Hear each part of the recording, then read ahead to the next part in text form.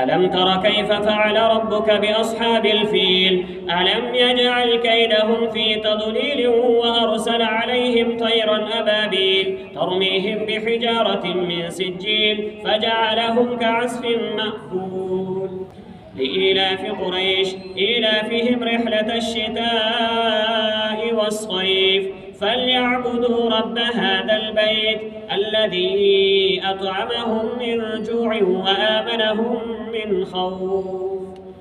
أرأيت الذي يكذب بالدين فذلك الذي يدع اليتيم ولا يحض على طعام المسكين فويل للمصلين الذين هم عن صلاتهم ساهون الذين هم يراءون ويمنعون الماعون.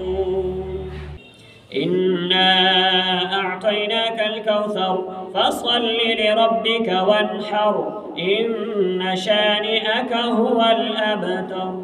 قل يا أيها الكافرون لا أعبد ما تعبدون ولا أنتم عابدون ما أعبد ولا أنا عابد ما عبدتم ولا أنتم عابدون ما أعبد لكم دينكم ولي دين. إذا جاء نصر الله والفتح ورأيت الناس يدخلون في دين الله أفواجا فسبح بحمد ربك واستغفره إنه كان توابا.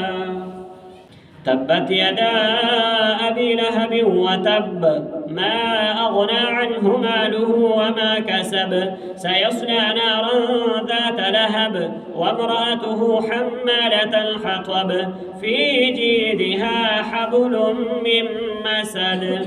بسم الله الرحمن الرحيم.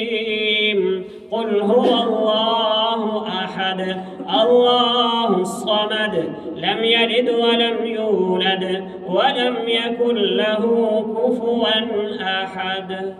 قل أعوذ برب الفلق من شر ما خلق ومن شر غاسق إذا وقب ومن شر النفاثات في العقد ومن شر حاسد إذا حسد. قل أعوذ برب الناس ملك الناس إله الناس من شر الوسواس الخناس الذي يوسوس في صدور الناس من الجنة والناس. الله أكبر.